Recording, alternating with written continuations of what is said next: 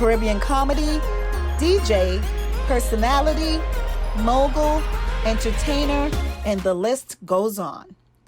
These are just some of the titles that exist on the very extensive resume of elite icon Majah Hype. Known for being a chameleon in the Caribbean community, Hype has mastered the art of imitating the accent and dialect of every Caribbean island. He's admired for the beloved characters he plays, such as the Dread, what's her name, Petienne, and fan favorite Mitzi, whose character is a thieving Jamaican gal who is a natural born scammer.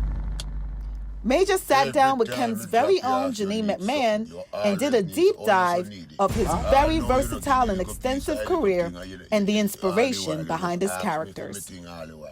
Hi everyone, I'm Janine from Caribbean Elite Magazine, and I am the Vice President of Operations. And today we are sitting with Majah Hype, world-renowned comedian, international DJ, which I never knew.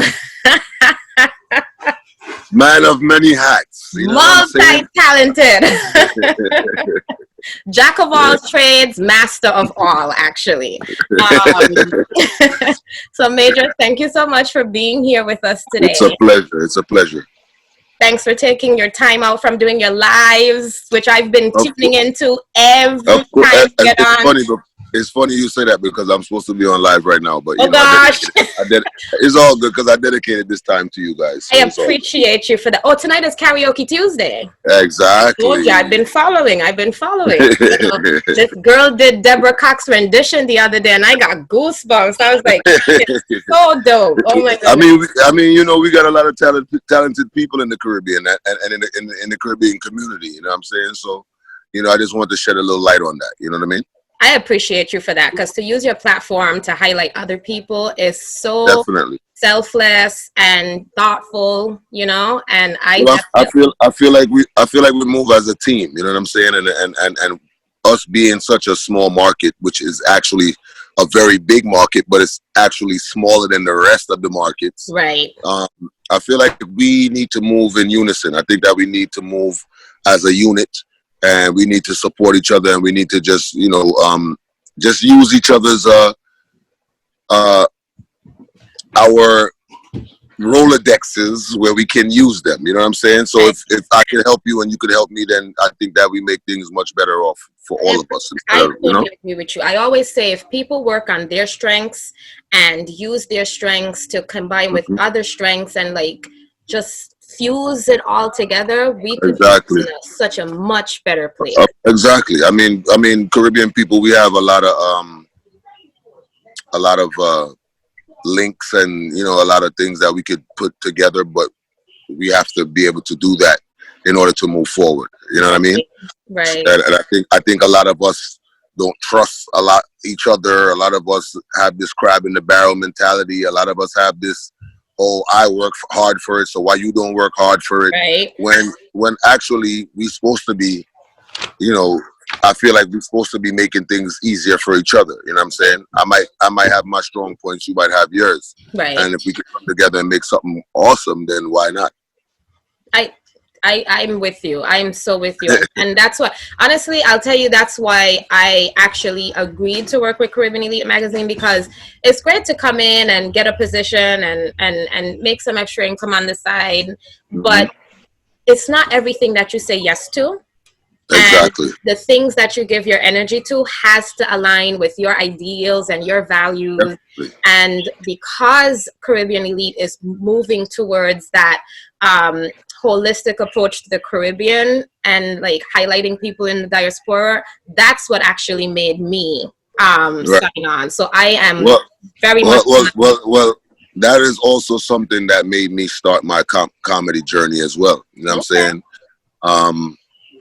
Me being Caribbean, you know what I'm saying, and seeing where we're lacking in a lot of things, you know what I'm saying, it made me want to be the one that could be the forefront for that for the time, you know what I'm saying, and when I first started doing my comedy, I never dreamed of it being what it is today, but I had a goal, and I had a vision, right? And I've been doing comedy 9 years, almost 10 years, and that was my number one hashtag. One Caribbean, West Indies United. You know what I'm saying? That was always my vision. That why segregate each other when we're all from the same diaspora? You know what I'm saying? Right. So that was one of the things that helped me set out to do what I do. Right. And so one of my questions for you was, even though I know, and some people know, everybody don't know that, or tell us where you're from, but you kind of said it before, but I want you to say it again. So officially, where is Majah Hype from? I'm from my mother.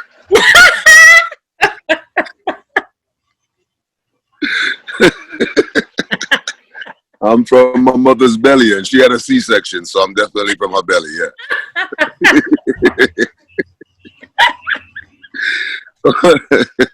Oh my I mean, you know what? At this point right now, for those who do know, they do know, and those who don't know, they'll find out. You're not paying attention. You know what I'm saying? Right. I feel like the bigger goal was to unify the Caribbean. Right. Instead of singling out myself to one nationality, right? Because, like I said, I feel like we segregate ourselves too much. We're ignorant to each other's cultures. We don't respect each other's cultures. You know what I'm saying? You have Haitian culture, you have Jamaican culture, you have Trinidadian culture, you have Grenadian culture, and nobody really cares to learn about anybody else's culture. It's just about my culture and Bustamante and the Maroons and the this and the that and the Paul Bogle and the Ray, right? But nobody's thinking, all right, what about Dutty Bookman that was from Jamaica that went to Haiti to help them fight their revolution? Right. You understand what I'm saying? Haiti has been independent since 1804. Right. You understand what I'm saying? These are things that we need to know about each other so that we understand each other more. You understand what I'm saying? The reason why we have Indian people in the West Indies is because after the emancipation and stopping of slavery and stuff, they sent for almost 30,000 Indians from India and brought them to the West Indies, right, to do the work that we used to do. Right. So when you hear a man say he's a Jamaican Indian or he's a Trinidadian Indian, he's really Indian. You know what I'm saying? Right. So I mean, we have to learn these things and know about these things in order to move on as a unit and just to have the respect of each other's culture. So that's why I never really came out and just said, well, I'm from here or I'm from there, because I think there's a bigger goal right now than to just be singling out people. You know what I'm saying? Like, I don't care where Marshall is from. I don't care where Bounty Killer is from. I respect their music. I respect the part that they played in our culture. Right. I respect that. I don't care about where he was born. You understand what I'm saying? Because even if you know any history about, let's say, Stone Love, for example, right? Mm-hmm. Everybody knows about Stone Love. Everybody knows about Wee Power and Rory, right? Right. Rory wasn't born in Jamaica. Rory was born in England.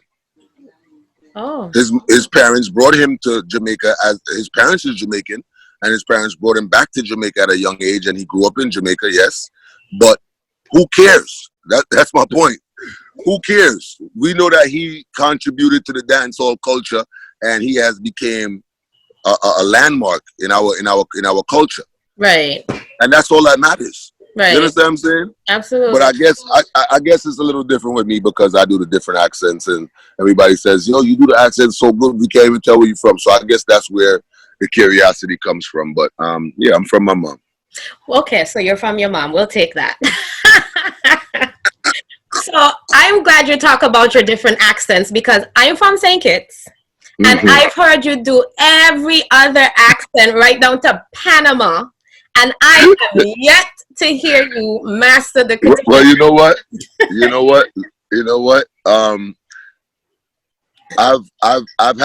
I haven't gotten the time to be frequent around St. Kittitians. And it's yes. And it's funny because I have family from St. Kitts. Really? Yes. What's your family's name? I wonder if I know them. I'll tell you that off the air. Okay. Yeah, I have family from St. Kitts. I just took a trip last year to I St. saw Kitts. that with your kids and your wife. Yeah. Yep. And you know, it was a great experience. You know what I'm saying? It was my first time in St. Kitts. Right. And I want to be able to master every accent. And I'm a perfectionist. Mm-hmm.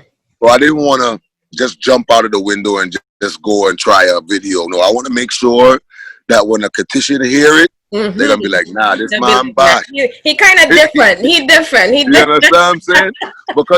Because St. Kitts is looked at as one of the smaller islands in the Caribbean. And what I do, I have a powerful voice to the Caribbean. Right. So I don't want to misrepresent anybody in a way where they're like, nah, that's not us. You know what I'm saying? So I'm definitely working on it. All right. So let's try one. Uh-huh. So you come to St. Kitts, you come to my house, and I'm saying what's up to you, right? Mm-hmm. I'm going to say, boy, Majah, what going on? Well, if you want me to respond, I know that Ide is international.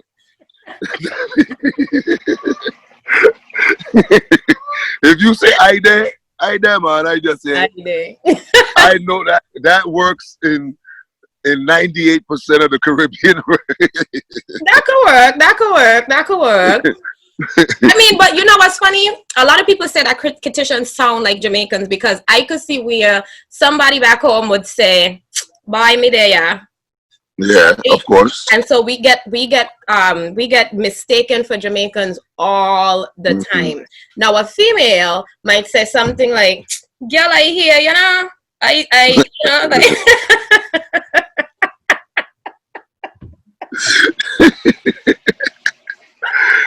You see, that's what I'm saying. I don't want to misinterpret the culture. You know what I'm saying? I don't want to be a man and using the female version to I hear, you know, and they're like, this man, something ain't right. All right, so see, I need to teach you. I gotta teach you the Kitishan. Exactly. I need to teach you Master St. Kitts. Yes, Hands definitely. Definitely. We're gonna work on it. We're gonna work on it. Absolutely.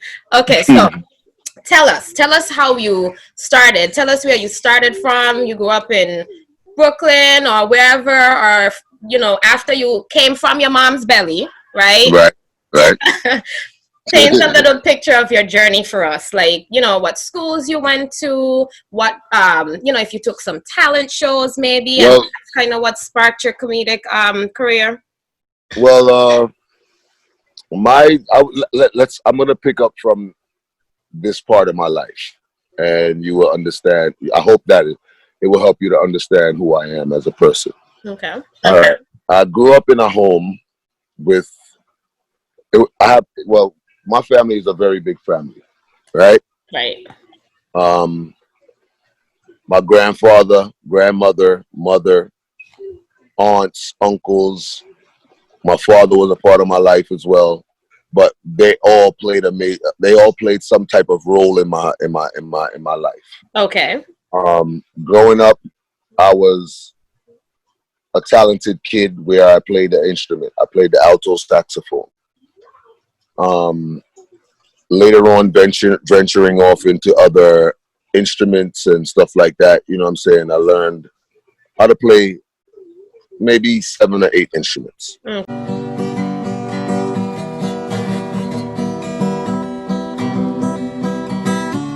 My woman says she go in Trinidad with carnival.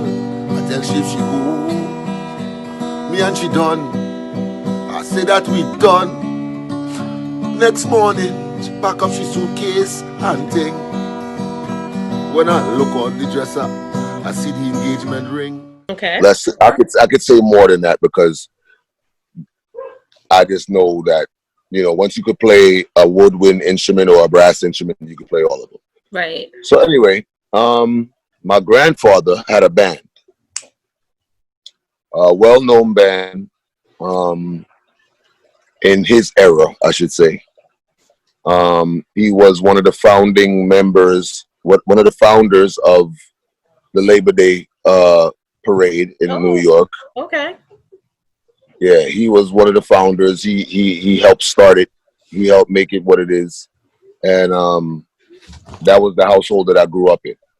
So me learning to play these instruments, he then started to bring me on to shows, whether it was a New Year's Eve ball, whether it was a Christmas ball, no matter what it was, I was there to play my music.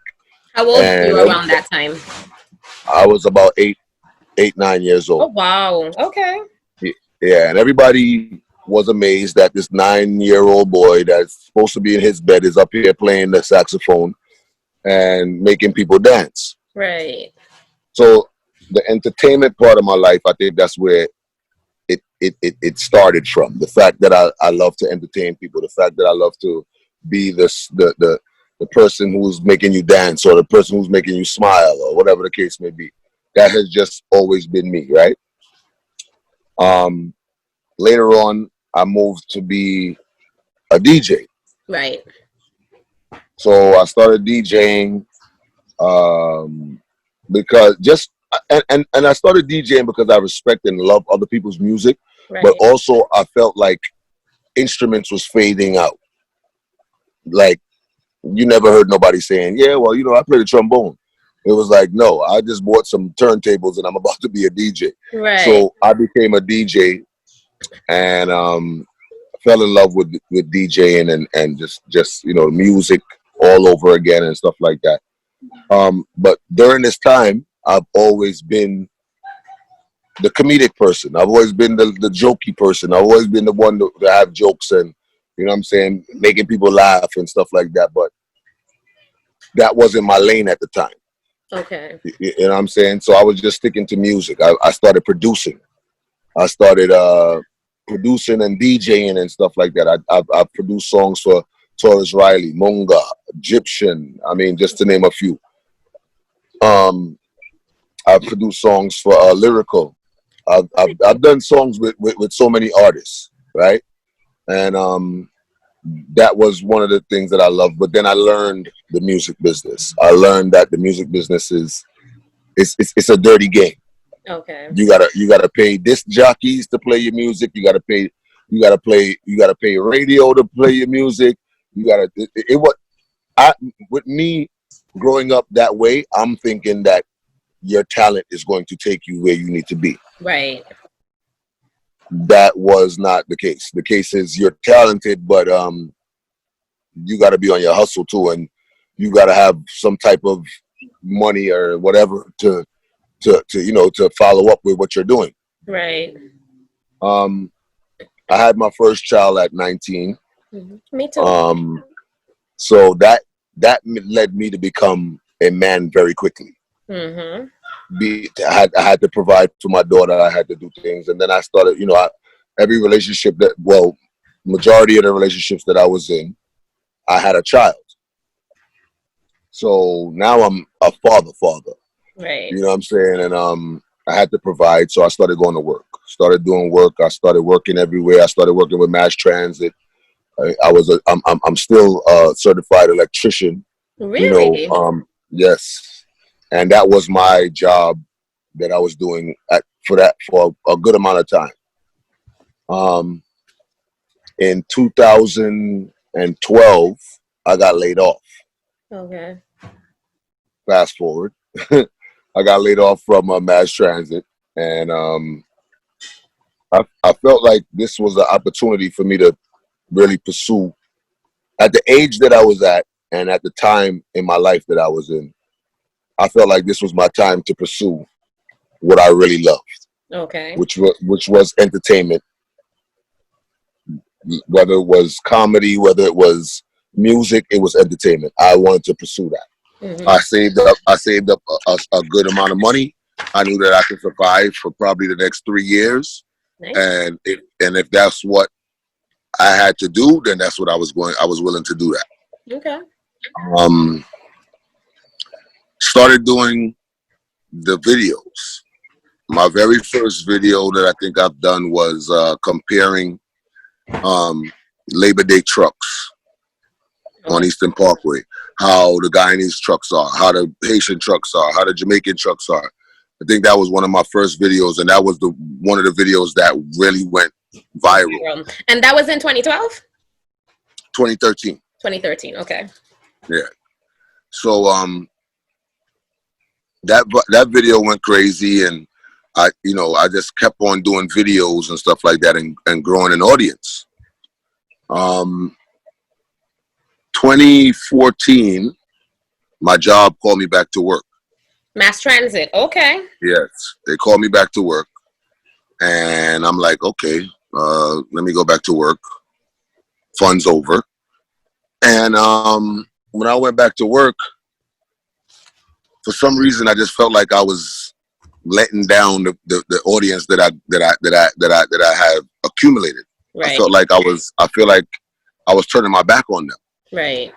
So I tried, and mind you, at this time I was also DJing. I was DJing with Massive B from New York. So I'm DJing, I'm doing videos, and I'm working. Right.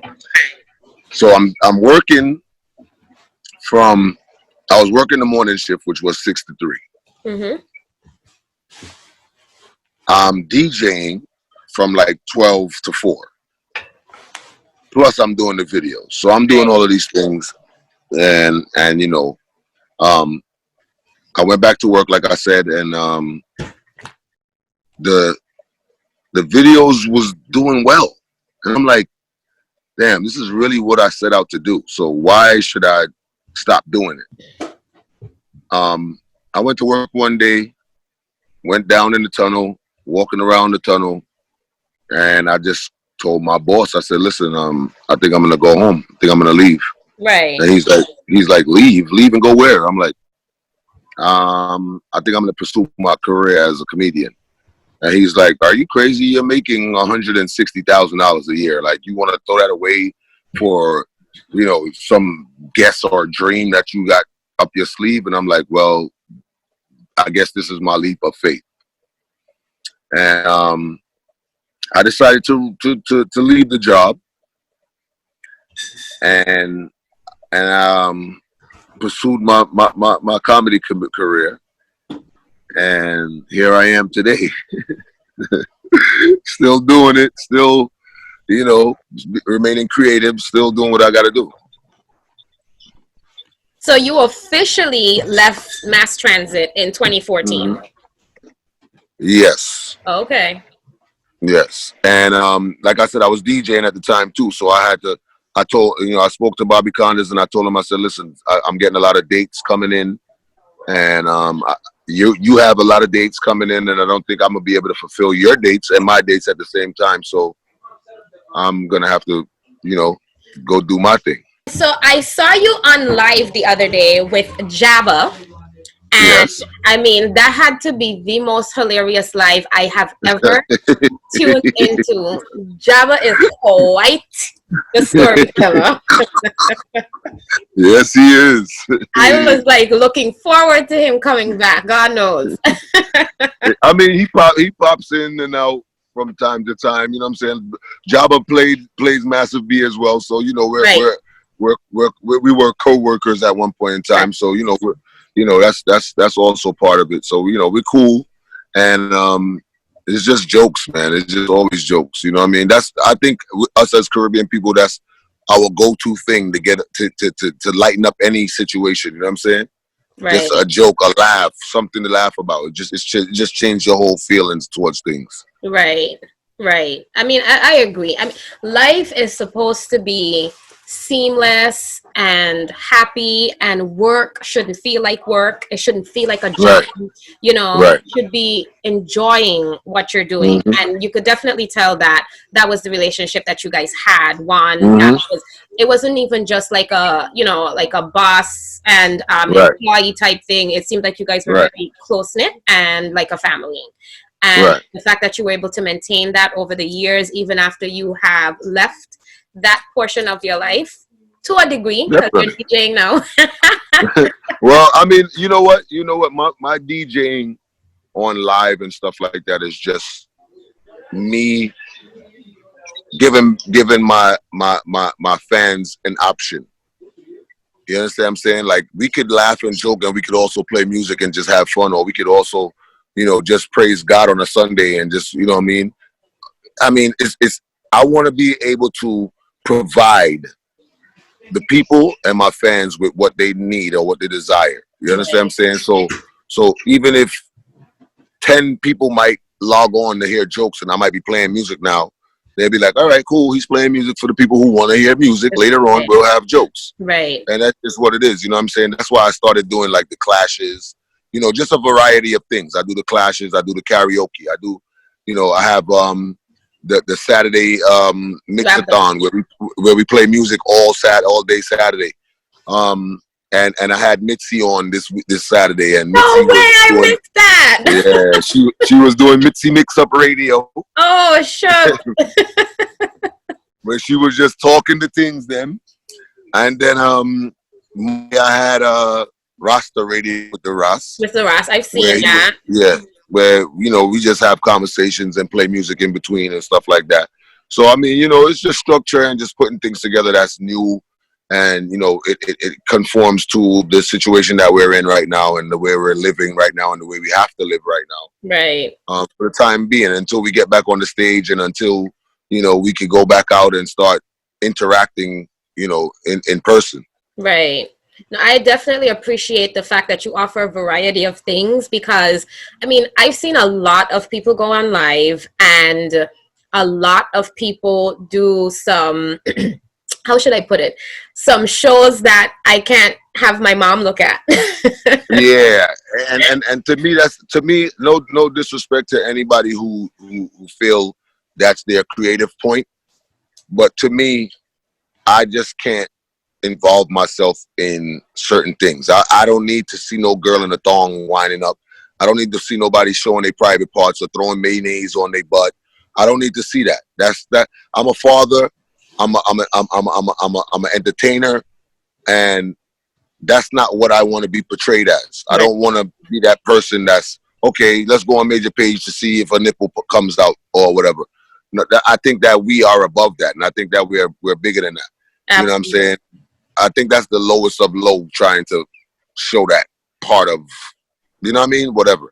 Right. I mean, although we know that it's part of the culture as well, because it is. It is. It's absolutely part of the culture. I mean, and it's definitely to each his own, if you ask me. Exactly. Some people argue, in Carnival, girls walk through the streets like that. So what difference does it make? Like, I get it. But I do appreciate, and like you said, to each his own. There's people who are going to enjoy what you're doing, and there's people who are going to enjoy that level of entertainment as well. Of course. There's a platform for everybody. But I do appreciate that you keep it nice and clean. And yeah, I don't like. I mean, to me, I mean, I understand when you partying and you having fun. That's one thing, but to actually just jump on a live and just start taking clothes off and thong and this and that. I just think I think that our black women and I think that our community is worth more than that. Yeah. It's just like, to me, it's just like Caribbean movies, right? Majority of our movies is about drugs and killing. Yes. But that's not all that's to us. Right. We have way more than that to us. Right. Right? So why not show them what they don't know about us? Why show them what they already know? Right. You understand what I'm saying? So let's show them the romantic part. Let's show them the drama. Let's show them the comedic value. Let's show them those things because they already know about the drugs and the guns and the killing and the this and the that. Right. So, no, that's just my take on it. I hear you, and I'm with you 100%. And like I said, like that's what Caribbean Elite is, and that's why the Elite was attached to it, because a lot of the times the people in the Caribbean are associated with a lot of negative things, and this is a platform to highlight all things positive. So it would never become a gossip blog or anything like that, because that's not, the type of image that we're trying to portray. But I'm gonna go back to your life, because one Sunday afternoon, I'm in the kitchen with my mom and my sister, and we're listening to your live, and you're doing a 80s sitcom session where we kind of have to guess the name of the show. And when I tell you, we had such a good time during that session, just trying to guess. And we realized that my sister is a TV head because she was just like banging them out. And I mean, those are the type of things that lead, you know, my creativity leads me to things like that. Right. You know what I'm saying? Like, and for me, I feel like I'm a trendsetter. I feel like I'm the person who always think out of the box and say, you know what, why not do this? You know what I mean? And then I see everybody else follow after. Right. Like, you know what I'm saying? Like, I'll do the clashes and then somebody will follow. I did the sitcom theme songs and then I heard it on Power 105 the next week. Oh, really? So okay. Yeah. So it's like, you know, I'm more, and I know that, you know, it's cool. You know what I mean? But just give Jack his jacket sometime. You know what I'm saying? Right. But I mean, embrace it though, because you're, like you said, you're a trendsetter, you're a leader, you know, and you know, you come with a lot of creativity and innovation, and the fact that people follow in your footstep is commendable. You know, of course. So take pride in that. I want to find out about these clashes because when I tell you I am like dancehall music, reggae music, 90s, old school, like it's like near and dear to my heart. And a lot of the clashes, like that's what you're hearing, like a lot of that old school stuff. And so I absolutely enjoy it. So tell me what made you decide to start that clash on your platform. Look at this. Look what's going on. Oh, there goes your ducks. He has ducks. They're saying good night. Good night.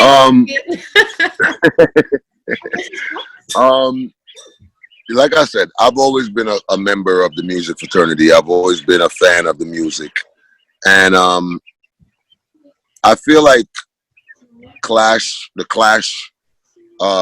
community and the Clash culture is somewhat of a dying culture. Yes. Right? You don't really hear about it as much, and when you do hear about it, it's not a big audience and stuff like that. And I feel like a lot of people wasn't educated about the Clash culture either. Right. You know what I mean? It's not about the Clash culture is I mean, we are competitive people as Caribbean people, but it's not always about just competition. It's also about creativity. How you play that song, how you introduce that song, and things like that. So I wanted to kind of enlighten the people who made that culture what it is. I wanted to enlighten the culture itself, and also give the younger ones a chance to get involved too, because there's a lot of sounds that's coming up that loves that culture and wants to be a part of that culture, but don't have the outlet for it. Right. And me being one of the forefront representations of the Caribbean, you know what I'm saying? I felt like, you know, why not use your platform to give these people, shed some light on these people? You know, last night we had a clash with a sound from Barbados and a sound from Guyana. It was highly entertaining. You know what I'm saying? The other day we had a sound from Guyana and another sound I think was from Trinidad. You know what I mean? We have sounds from all over the place, and it's not just for New York. It's not just for the States. It's for everybody. You know what I mean? Yeah. And like I said, it just helps us connect as a culture. Right. You know what I mean? So I just started doing it, and I took a page out of Swiss Beats' book, because I felt like Swiss Beats is a person who, him and Timbaland came out and started doing these versus clashes. And I'm like, that's super dope that, you know, they come together, millionaires that sold millions of records to come together and just have fun with it. And I'm like, why we can't do that for our culture? So that was one of the things that I wanted, you know, put out for our culture as well. You know, we have greats too. We have Spraga Benz, we have Shaggy, we have Sean Paul, we have Bounty Killer, we have Beanie Man, and I wanted to, you know, Cabra and Taurus Riley and Egyptian and all these people, and that's the people who I said, you know what, why we don't do that for our culture the same way that they're doing it. Right. But Caribbean people is a little different. And there's a lot of feelings involved, a lot of egos involved, and all of that type of stuff. So it just became something where we just kept it strictly for the sounds and not for the artists. Do you think maybe it's because they've never really performed in a digital space and they figure that it might not? You don't think so? Okay. I think it has way more to do than. I think it's more of a mentality thing than for it to be about not knowing. Okay.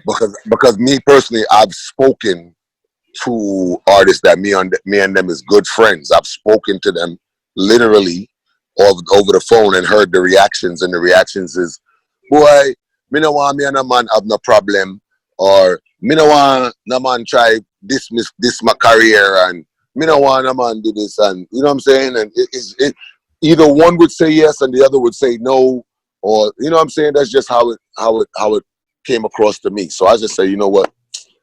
Just leave it alone and just keep it to the sounds. What if we could help coordinate some of that? So we have this relationship with Friends for Real Studio in Jamaica, right? Yeah. And we've been inviting artists for live interviews on Wednesday.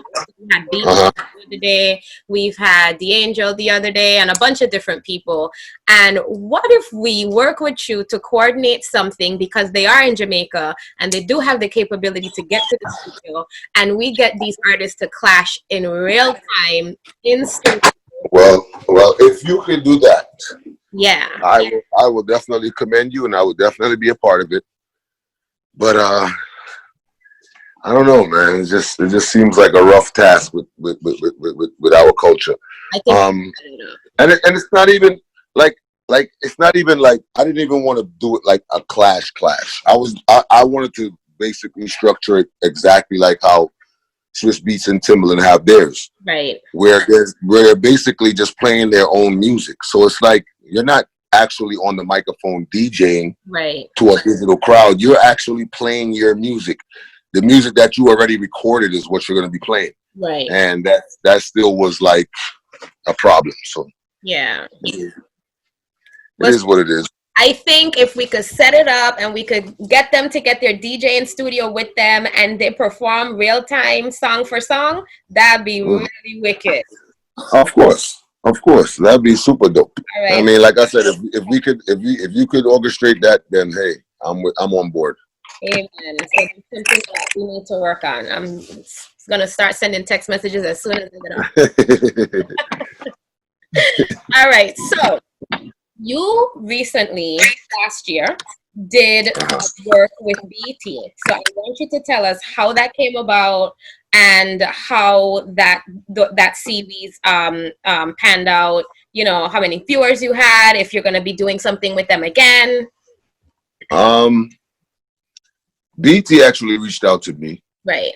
One of the execs at in the digital marketing department for BT is actually Caribbean as well. Oh. And we have a lot of Caribbean people that work in these corporate buildings, but they just don't, let people know that they're Caribbean. Mm-hmm. He reached out to me and he wanted to have a meeting about it. We had the meeting. We came to an agreement and we set out to do this show, which is the Majah Hype Show. Right. And we actually signed for 10 episodes and we only shot 5. Okay. We supposed to be shooting the other 5. And we're supposed to continue the show as well. But, a lot of things happen, such as this thing as well. Yeah. And just getting my schedule together because I was so busy before this whole pandemic thing started that, I couldn't even get a chance to film.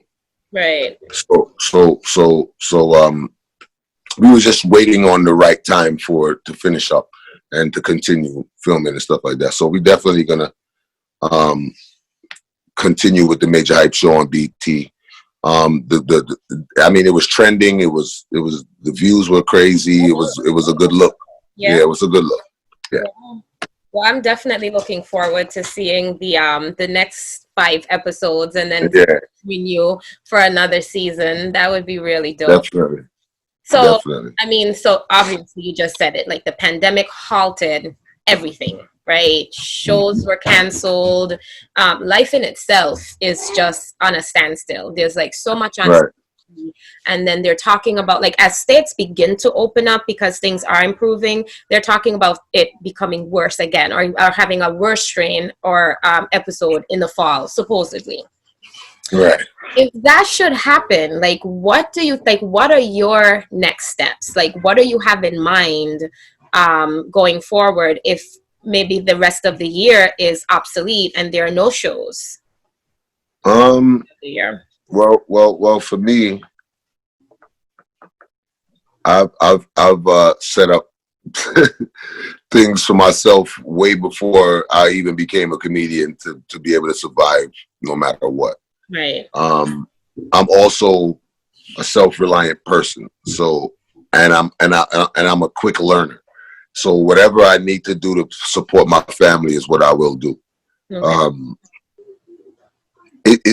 I'm not one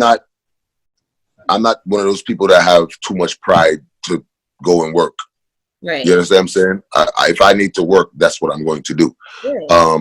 But I mean, I set myself up in a way where, real estate, all these things, and to the point where I could survive. I'll be okay. I mean, that's awesome, but people need to hear that, because I always scream, like, you gotta have multiple streams of income, because Of course. a stream or two gets affected, you have to have something to fall back on. Definitely. I mean, like I said, when I got laid off from mass transit, I knew that I could survive for the next 3 years. Right. You know what I'm saying? Because I've always been the person that wanted to set myself up that way. I mean, of course, I love to live life and have fun and have the finer things in life and all that type of stuff. But at the end of the day, you still got to know that you got to pay your bills. Your kids got to eat. These things got to happen. And I made investments that if worse came to worse, I could survive. So that's awesome. And it's, I feel like, not even Caribbean, like just us as Black people, like that's something that we need to hear and we need to learn, because we weren't taught that. Like, definitely. find the white family that sets their kids up. The kids have credit at a young age. Of course. Have their trusts and all these other things, and the Black family, like, we just were never taught that.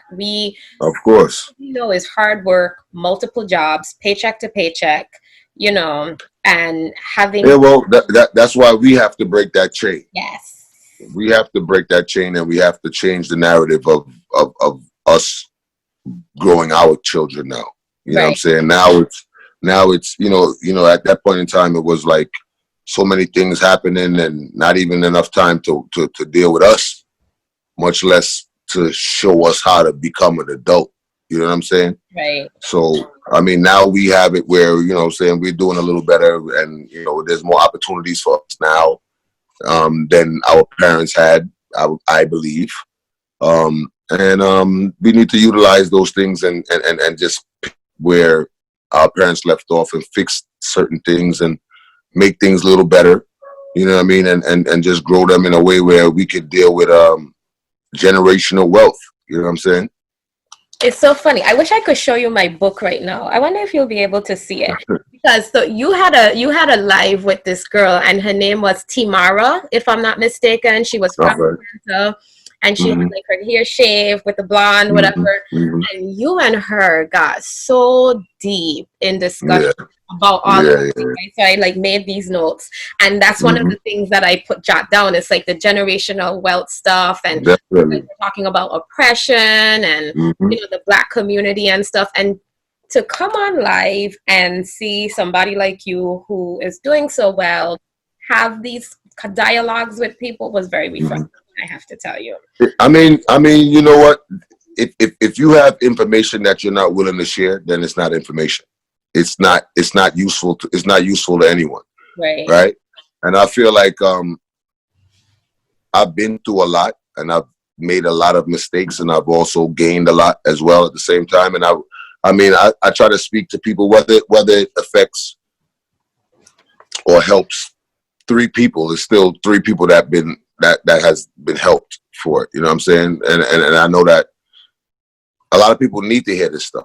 Yes. You know what I'm saying? A lot of us is not going to do the research that we need to do to find out where's the grants, where's the bonds, how do you start a business, how do you start an S corp, how do you sell a LLC. A lot of people is not going to do the work to look forward to try to build that. Yeah. So if they hear someone like me speaking about it, because that's what we do.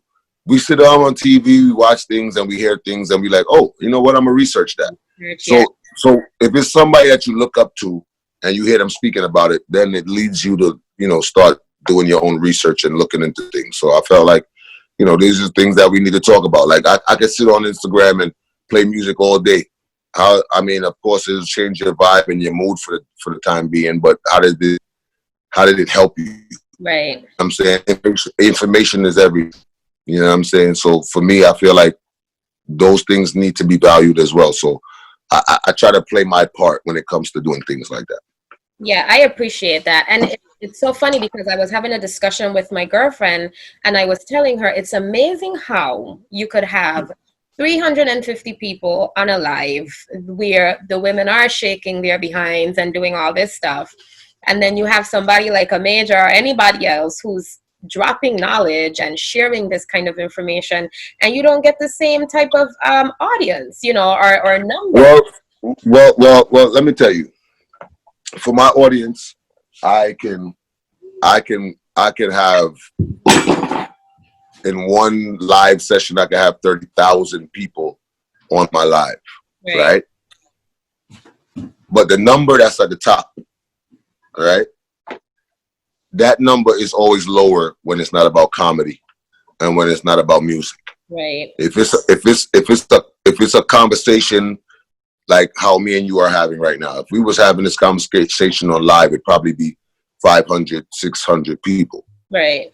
If I'm playing music, or if I'm dressed up as Mitzi and we having this conversation, it'll be 2,000 people. Right. So it's the people's interest, right? And that's why I said, if we don't speak about it, the people who do want to hear about it is going to listen. Mm-hmm. Just like when we on Sunday, if we playing gospel and we're giving praise and we're showing God that we are grateful, the numbers might be lower. Right. They don't want to hear that. Right. People don't want to hear that. They want to hear the jokes. Which man take Mitzi go this way, and which man do this, and which girl do that, and they like that. Yeah. So it is what it is. It's different strokes for different folks. That's what I say.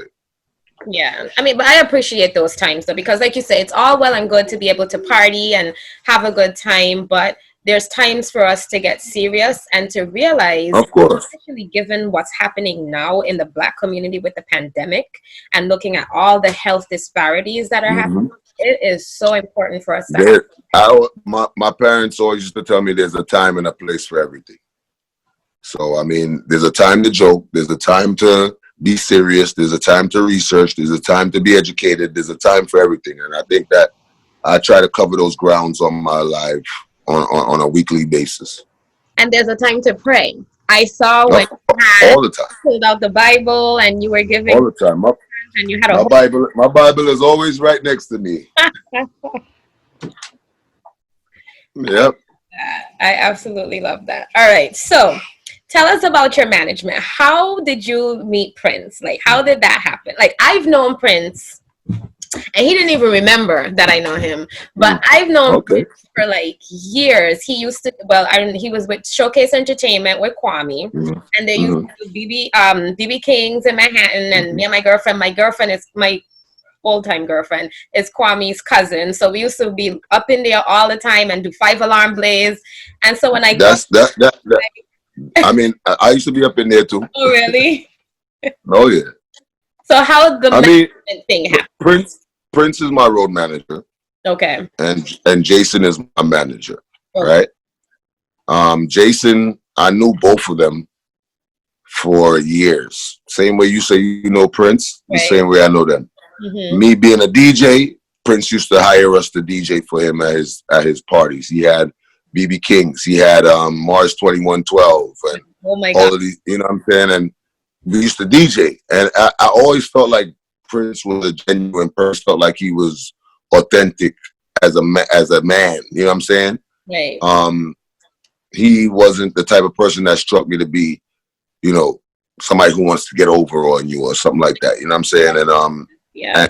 and he also had experience with traveling with Movado and traveling with Serrani and stuff like that. So at that time, you know, he wasn't traveling with them, and you know, he came out to support some of my first comedy shows and stuff like that. And he was just like, yo, if you ever need me, I'm here. You know what I mean? Like, and that's kind of where it kicked off at. And we just always been, you know, my birthday is December 12th. His birthday is December 13th. So I think we understand each other a lot. You know what I'm saying? I think we have a mutual understanding of each other. Right. And Jason is the same thing. Jason used to work at the Arc back in the days. Oh my gosh, yes. Yeah, and I was DJing in the Arc all the time, so I knew him through, you know, DJing and in the Arc and stuff like that. And Right. he was a stand-up person as well. So, you know what I mean? We just all connected, and, you know, we trust each other, and we value each other. And, you know, that's one of the most important things to have in a team. Right. You know what I'm saying? Somebody that believes in you more than you believe in yourself. Somebody that value you and value what you do for them and what they do for you. You know what I mean? So that's the number one thing in a team. Absolutely. I did an interview with Killer. He's actually in the magazine this issue, Mr. Killer. Okay. And I was telling him that what I've realized is that I find the individuals in the industry who has really good success has a really strong management team behind them, and very responsive, which to me sets most people apart from the rest, because Of course, you got to remember that as an entertainer, that's what your job is. Your job is to entertain, right, and to be creative. You know what I'm saying? It's not, your job is not to be on the phone discussing prices and talking about venues and setting up flights and hotels. That's not your job. right. Your job is to remain the creator. Your job is to remain, you know, have a peace of mind and be able to create and be able to, you know, get your train of thought together. You know what I mean? So you put people in the position that can handle that, and it's almost like it's a harder job to be a manager than to be an entertainer, I feel, because they gotta pick up the slack for everything. Right. And it's so funny. I say sometimes they label the bad guy, right? Because they're the ones making those hard decisions, having to say no, knowing when to say no, you know, and people. Yeah, and a lot of times they got to be the bearer of bad news. Right. Right. No, absolutely. Absolutely. So who is your comedy inspiration? So I know you love entertainment. You followed in Granddad's footsteps. You did things with your granddad. Who are you inspired by in the comedy world? I'm inspired by comedy itself. Okay. Not one person. I could take something from most comedians and be inspired by it. Okay. You know what I mean? Like, for example, when I say that, Red Fox, Richard Pryor, their rawness, their ability to talk about things and not be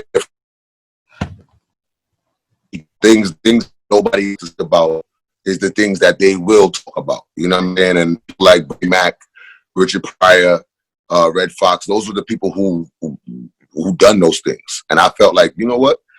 If I'm going to be in this comedy world, I got to be able to speak about every and anything and not be afraid. Right. You know what I mean? To speak about certain things. Of course, you don't want to cross certain boundaries or certain limits, but at the end of the day, take it there. You know what I mean? Right. And another example I could give you is Kevin Hart, his work ethic. You know what I mean? His drive to be great, to beat himself on a daily basis. That's something that I had in myself already. Right. So when I look I can't look up to Kevin Hart because he's like 4 foot. But look,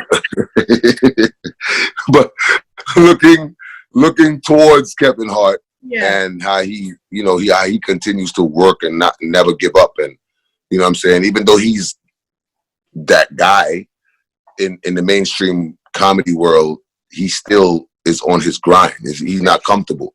You know what I mean? And that's one of the things that I've learned as well, not to never be comfortable with nothing. You know what I'm saying? People gave me the name as the King of Caribbean Comedy. That doesn't mean I'm gonna stop working because I've got that title. Somebody out there that wants that title too. Right. So I gotta stay on top of my game so that I can maintain that title. You understand what I'm saying? Absolutely. So I take a little from everybody. You know what I'm saying? Cat Williams in his prime. Michael Blackson. Michael Blackson and I are good friends, and he schools me a lot with a lot of things that, you know what I'm saying, like, bro, you should do this, you should do that, you got it, just do this, just do that, and it opens up the creative juices, you know what I'm saying? Right. And Michael Blackson is a Sagittarius too, so we understand each other too. You know what I mean? Yeah. That's really awesome. Like when you think about the fact that you were this guy that grew up in Brooklyn from your mother's womb, the journey that you took, not expecting to be where you are right now, right? And then you look at all these different people that follow you, that look towards your comedy. Like the other day, I saw Tyrese comment on one of your skits, and I was just like, right. Is really big. Like when you sit back and you reflect on all of that, tell me what goes through you. Well, me growing up, I always felt like I had a purpose. Okay. That maybe wasn't sure of what my purpose was, but I knew that I had a purpose, and I knew it had something to do with the entertainment industry. Of course, I'm fans of a lot of these people. Right. You know what I'm saying? A lot of the people that follow me now, and a lot of people that I could talk to, or I have their number and I could call them now. It's like, to me, it's unreal, because it's like, damn, I used to watch this person on BT, or I used to watch this person on TV. I bought his CD before. I bought this lady. I watched this lady's movie before. Speaking and the DMs is lit. That's where all the celebrities talk. You know what I mean? And once you see that blue check on the side of that DM, you're just like, all right, cool, I need to open this one. You know what I'm saying? And I've spoken to people like, I mean, of course, me and Swiss Beats is now friends, good friends. You know what I'm saying? I speak to people like Tyrese. I speak to people like Tyson Beckford. Like all of these people that I speak to is people that I was genuinely fans of. You know what I'm saying? Speaking to people, you know what I mean? Like, it's just so much people. Like, it seems like it's almost like not real. It's like, damn. Like, and everybody always tells me, like, yo, bro, you don't know how big you are, bro. Like, you don't know, you're a star, whether you know it or not. And I don't really look at myself as a star, but I do acknowledge what I've done. Right. And the reason, I think one of the reasons why I don't look at myself in that light is because I don't want to ever lose my humbleness. I don't ever want to lose who I am as an individual. I don't ever want to lose the value of me just being wholeheartedly somebody that just loves and respects my culture and do it like mainly for that. You know what I'm saying? So yeah, I mean, I acknowledge the fact that, you know, I'm a celebrity or a star or whatever you want to call it. Right. But at the end of the day, I'm also a fan, and I can't be a celebrity unless I'm a fan. I got to be a fan of what I'm doing in this entertainment industry before I become who I want to be. You know what I'm saying? I got to be a student before I become a teacher. Right. You understand what I'm saying? So I'm just a student, and I'm just grateful to be in the same class with these other people that I respected and rated for so many years. Like, I've spoken to Erykah Badu. We exchanged numbers and stuff like that. So it's like, you know, and it's never like that kind of, it's never like, it's always about business. Like, yo, you're, or just recommendation, you know what I'm saying? Or recognition. It's like, yo, you're dope. Don't stop. Continue doing what you're doing. You know what I'm saying? Even in our culture, like I remember meeting Marshall as a kid. Oh, okay. And then meeting him as a grown man, it's like, wow. You know what I'm saying? Like, we traveling this journey. He got his journey, I got my journey, but we still cross paths. Right. You know what I'm saying? And to meet people like Buju Banton. Buju Banton is one of my favorite artists. You know what I mean? Bunji Garlin and you know what I'm saying? All these people who I respected from before I even became who I am now. Right. You know what I mean? So I mean, it's just a wonderful feeling, you know what I mean, to see that, you know, your work is being recognized by the people who you recognized so many years ago. Yeah, no, I hear you. And then, like, for these people in the hip hop world to embrace Caribbean culture, you know, that way is really amazing. And like you said, like, you met Marshall and you went from a little boy knowing Marshall to now, like, you guys are doing cook-offs and stuff on Exactly. Exactly. Yeah. And I think that just shows like the realness of who we are as well. You know what I'm saying? Like, Right. like to acknowledge each other. You know what I mean? That's something that is authentic. You can't fake that. Right. You know what I mean? Right. And if it is fake, you can see right through it. Absolutely. So it's like, you know what I mean? So it's like, it's real like that. Like the other day we was doing the Clash and Lil Jon popped in and I started joking around and doing Lil Jon. I went and got the dreads. Yeah. So I mean, you know, Swiss Beats pop in every now and then. Busta Rhymes is a good friend of mine. You know what I'm saying? If you just, I mean, you get to understand that, all right, the media and all the paparazzi and all the all of that is one thing, right? Because you're in the limelight. Right. But at the end of the day, we're all just human beings trying to feed our kids and do what we love. Right. And that's just what it is. You know what I'm saying? Like, okay, we got the exposure and everything, but at the end of the day, I'm just human. Busta is just human. Swiss is just human. We all making money off of what we do because we love what we do and we worked hard to get where we are at. So, I mean, at the end of the day, we're all just human beings. You know what I mean? So tell me, because you did mention like a Buju and some of these Jamaican friends, and I was on a live when you talked about meeting Bounty for the first time. And you were concerned as to how he would receive you because of the fact that you dress up as Mitzi and such and do that type of comedy. So tell me. Well, I've known Bounty Killer way before that. Okay. But he didn't know me as the same person, I should say. Okay. Because a lot for some reason, a lot of people know me in the dancehall world as a DJ and as a selector. But they didn't put it together that, oh, that's the same DJ. Connection, okay. So now they have it as, okay, that's Majah Hype the comedian. Right. But they don't remember Majah Hype the DJ from back in the days. You understand what I'm saying? So right. I've met him a few times, a lot of times actually before that. But when I was discussing that, I was talking about as a comedian, as me being the comedian that the world now knows. You know what I'm saying? Okay. Putting on the wigs and all of that type of stuff. Because you know how the culture could be. Well, the Jamaican culture. Yeah, especially Jamaican culture, yeah. Yeah, you know, they could be a little sometime-ish when it comes to stuff like that. But, I mean, at the end of the day, I really didn't care. I was a fan of Bounty Killer anyway. Right. So whether he wanted to hail me or not, I didn't give a shit. You know what I'm saying? I was like, okay, you don't want to hail me. I still respect your music or whatever the case may be. Right. I'm still gonna do what I do and do my interpretations of you and all of that type of stuff. I'm gonna still do that. You know what I mean? And it's just funny that he accepted me for who I was and know that, listen, this is his work. This is what he does. He's a comedian. Right. You know what I mean? So that worked out good. So what made you decide to do skits as like Mitzi and Petty Ann? And those are my favorite, by the way, them two.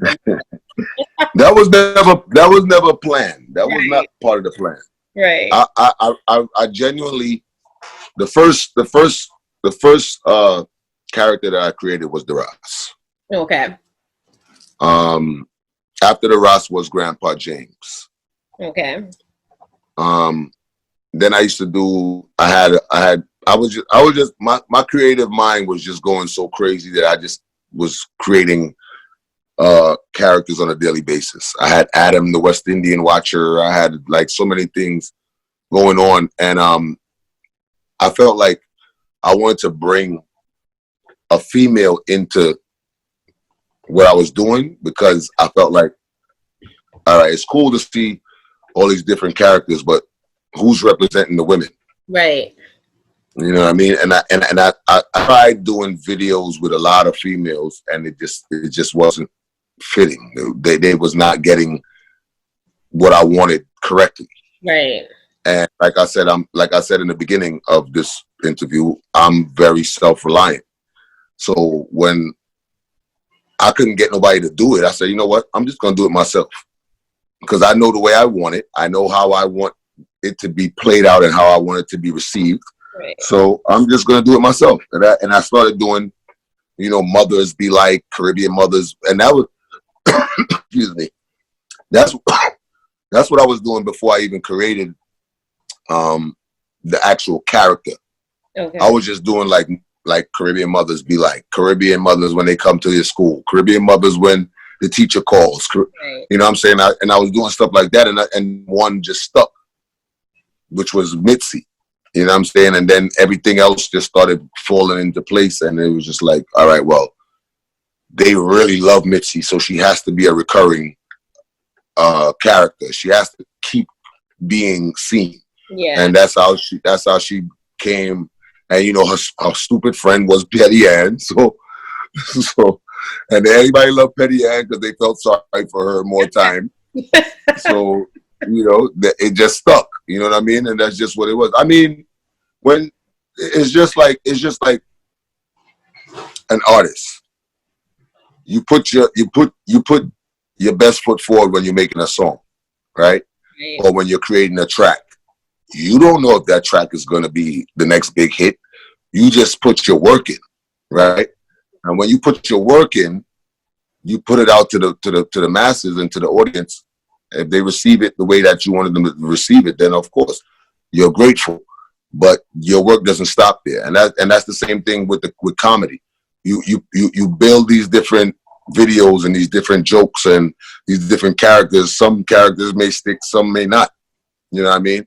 Right. For example, one of my favorite characters that I used to love to do was Pastor Radcliffe. Yes, yeah. You know what I'm saying? Pastor Radcliffe was mad funny to me. You know what I'm saying? And people felt like he was funny, but he wasn't one of the top characters. You know what I mean? He wasn't one of those that was up there. You know what I mean? The Ross, Grandpa James, Mitzi, Bobby Buns, those characters stuck where everybody always asks for them. You know what I'm saying? Even Hector. Everybody asked for Hector, but then his views was lower than everybody else's views. So it's a thing where you gotta be hands on with this thing. You know what I mean? You gotta look at the views. You gotta look at the responses.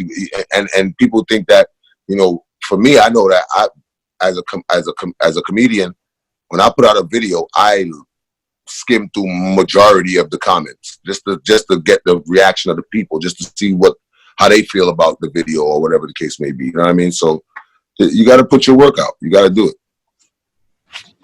That's awesome. Well, I mean, I'm looking forward definitely to seeing some more of Mitzi and Petty Ann. I haven't seen them too in a while.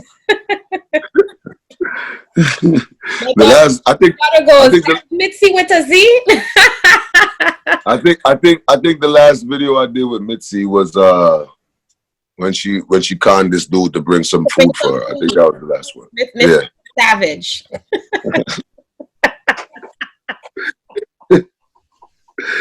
Oh man! I mean, sometimes I watch back these videos and I be dying sometimes.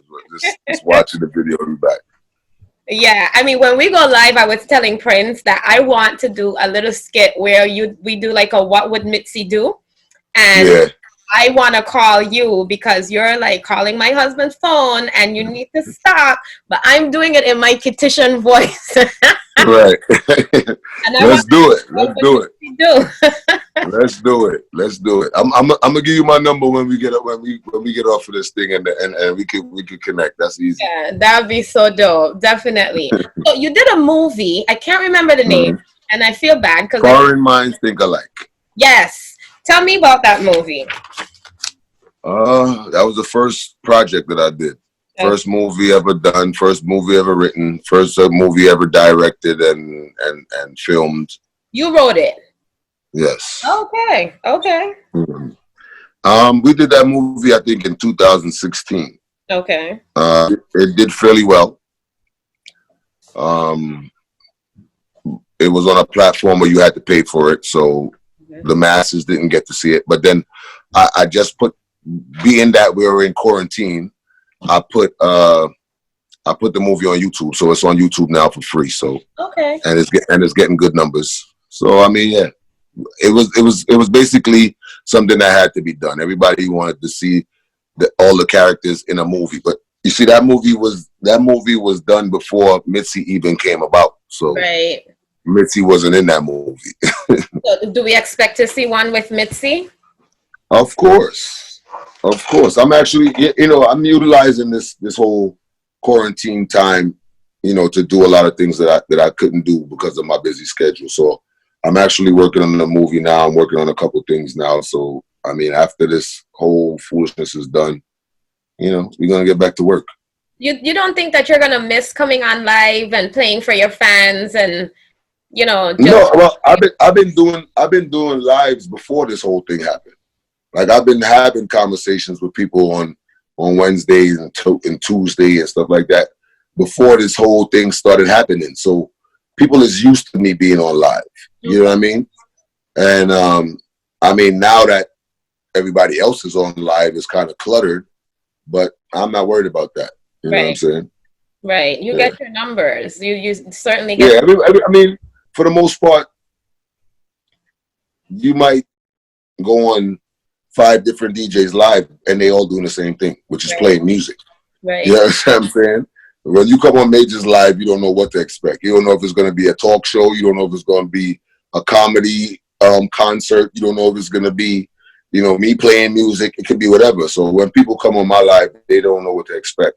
I mean, usually with everybody else, you know what you're going there for. Right. So what advice would you give to a young aspiring comedian? And if you could give that individual some advice on things not to do based on some of your lessons learned, what would that be? Well, the first thing I would say is that you have to know how to differentiate passion and gift. Okay. You might be passionate about something, but that might not be a gift. Okay. You know what I'm saying? The first thing you have to do is recognize the special talents that you have within comedy. You know what I'm saying? Once you recognize that, then you just got to push forward. And the reason why I say you have to recognize it is because a lot of times when you're unsure about your strength in whatever field that you're going into, you could easily be deterred by negative comments or by what somebody thinks, or you understand what I'm saying? But once you're confident about what you are able to do and you recognize it, because a lot of people out there want to be singers, they want to be Mariah Carey, but they sound horrible. Right. You know what I'm saying? That you're never going to make it to Mariah Carey because you don't have that. You don't have that gift. You understand what I'm saying? A lot of people is passionate about music. They love music. They want to make music, but they can't. Every beat they send you sounds like trash. Mm-hmm. You understand what I'm saying? So you have to be able to identify that first, and then push forward. Never give up, because once you give up on yourself, then it's over. You know what I'm saying? The only person that can stop you is you in anything that you're doing. The only person who can stop you is you. Right. You know what I'm saying? Once you give up, that means that you never gave yourself a fair chance. And it's not an easy road. It's a very, very difficult. I tell a lot of people this. A lot of people want success with it, but they don't want what comes with success. You know what I'm saying? There's a lot that comes with success. And success doesn't always mean that you have a better life. It doesn't always mean that you're happy and everything is peaches and cream now. success may bring you, okay, you have the stability, you have the assurance that you can take care of your family or whatever, but there's a lot that comes with that. You know what I'm saying? So, I mean, you got to know that that's what you want as well. You got to know that that's what you want for yourself. You know what I'm saying? All of the negative lashes and all of the, I mean, it's just a lot. You know what I mean? And you got to be tough skin in this business as well. You know what I mean? So, I mean, but once you get through all of that, man, just remain creative, keep a high work ethic, and just never give up on yourself. You know what I mean? And what try to always be in front of everybody, you know? Right. And what, because I'm sure you've had some mistakes along the way. So what advice can you give them as far as things that they should be mindful of, steps that they shouldn't take or, defer from? Mistakes. I mean, life is about mistakes. And everybody has different mistakes that they make, right? Everybody's going to stumble. No matter, I don't care who you are. Everybody's going to make a mistake, whether it's a bad investment, whether it's a joke that you told that you wasn't supposed to tell, whether it was a song that you made that you wasn't supposed to sing. Mistakes is a given. You know what I'm saying? Mistakes is supposed to be made because that's how you grow. You know what I mean? If you don't know no better, then you're gonna do it, right? Right. But once you learn that, okay, that's not for me, or that's not what I'm gonna do, or this, I'll never do that again. You grow from that. So without mistakes, you won't grow. So right. I think that the mistakes is needed. So I wouldn't want to prevent anybody from making mistakes because that's what's gonna lead you to growth. Right. No, I could definitely appreciate that. Definitely. But it that's the advice you would give them. Learn from your mistakes. Don't see it as a mistake, but see it as an opportunity for growth. So that's exactly. You utilize it. Yeah, absolutely. Now, did you ever consider, and I mean, you're busy, so it might not be something that you can do, but did you ever consider doing like an apprenticeship or something where somebody could shadow you, like let's say for a week or something, to learn a little bit from you? Well, I believe that I've done that plenty of time. I have a lot of up and coming comedians that I put on my tours and stuff like that, you know. So I mean, I do that all the time. Okay. That's perfect. And what about, so I have these ideas, right? And so I'm actually working on a program where we teach leadership to adults, right, parents. But I'm thinking we need to take it a next step and teach leadership in the schools, right? And a portion of that program is teaching like soft skills and stuff like that. And I was talking to Kevin Crown because I helped him with his Science of Sound curriculum. I actually helped him develop it. And I was telling him this is something that we need to offer in the schools because not every child wants to be a doctor, a lawyer, you know, a politician or what have you, or work for somebody else. And I feel like school sets kids up for that and give kids the mentality that this is the direction that they need to go in. And they might have a passion like yours, like being a comedian, or like Kevin, being a DJ. And so I feel like we need to open up some programs in school where you start to infuse those tools in those kids at an early age so that when they do exit school, it's not, they don't feel like, you know, compelled or like they have to like go to college. And I'm not against college, don't get me wrong. It's just not for everybody, you know. Of course not. And I feel like opening up some of these things in school kind of helps the kids to identify those gifts that you were talking about, you know. And so would that be something that you would be willing to like brainstorm and maybe offer in definitely. I mean, like you said, I mean, you know, with us growing up, you know, all we heard was doctor, nurse, lawyer, police officer, fireman. Yeah. And the reason why we heard those things is because back then those were the careers that made the most money. Right. But now here we are 20, 30 years later.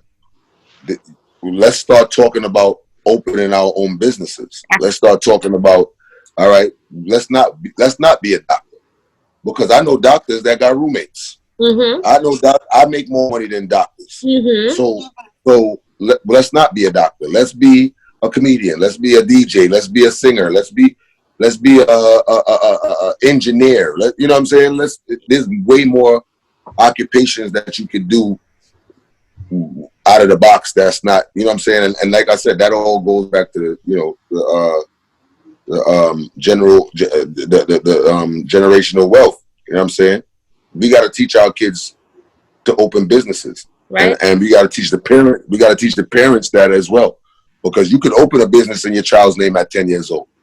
You could start them off with a business already. So I mean, it's just education. It's just knowing about these things. So I mean, I feel like we need to teach the parents first. Absolutely, and that's what I tell you. Like, that's what my program is about. It's teaching the adults, because at the end of the day, we could come into a school and we could give the kids all these gems. If the parents are not knowledgeable and are not ready to support and assist these kids in these visions and their dreams and their goals, then it'll probably never happen for them. You know what I mean? Exactly. So no, I absolutely hear you. So I am loving this conversation, but I don't want to keep it all night. I could probably ask you questions from now to That's cool. I know the people probably looking at me like, yo, where is he at? We supposed to be doing this karaoke. Karaoke Tuesday. Let them know that Janine did it. It's my fault. But we're coming out with some good stuff that they're gonna enjoy. That's right. That's right. I just want to thank you for giving us your time, and no problem. I look forward to doing this magazine cover and article and sending it over for you, and hopefully you like everything that we write about you. Like I'm hoping that you are happy. I trust your judgment. Good. I'm literally gonna start writing tonight, so I'm just hoping that you like the way that we depict you in our magazine, and I'm definitely looking forward to doing the clash. I'm making my call. Definitely. Let's get it done. Doing the clash, getting this award show done, and I just want to continue to see you grow and continue to just like embrace others as you grow, because I think it's really definitely your platform to highlight other talents. Not very many are selfless like that and share the spotlight with other people. I'm going to continue to enjoy your Saturday session, your all-day sessions. I think it's of course your friends and give them that platform to play as well. Everything you do, I think it's really dope. So keep on doing. I appreciate it. Keep it up. And I look forward to Major Hype 3.0 in the next 5 years. I want to see where you'll be, just as big as a Kevin Hart or bigger than Kevin Hart. Definitely. God is in control of all things. So, I'm sure he has a path for me as well. Absolutely. Well, again, Caribbean Elite Magazine thanks you. Tell your fans we're very sorry to keep you. And it's all right. I definitely look forward to chatting with you some more. So have a blessed night, and we will. All right. Take care. Bye. Yeah. As you can see, a pandemic did not stop Major Hype from achieving major success. Hype is constantly working and has a number of projects on the horizon. His mission, One Caribbean, which is a part of the reason why Hype has never disclosed his nationality. However, despite not declaring where he was born, you can tell that Hype is devoted to the advancement and growth of the Caribbean community and has made it his mission to support Caribbean people across the diaspora. Make no mistake, Majah deserves all the hype and recognition he is receiving and is indeed an elite icon. Thank you for tuning in to this edition of Elite Icon. Don't forget to subscribe to CaribbeanElite.com and follow Caribbean Elite Magazine on all social media platforms. Also, don't forget to subscribe to our YouTube channel. This is Andrea Nicole for Caribbean Elite Magazine. Many cultures, one vision. Me just go for my ID and fall. Where you follow me for my life? You know, we can come back before we get another call. Man. My ID in the room, this one. Then now come on back, you know.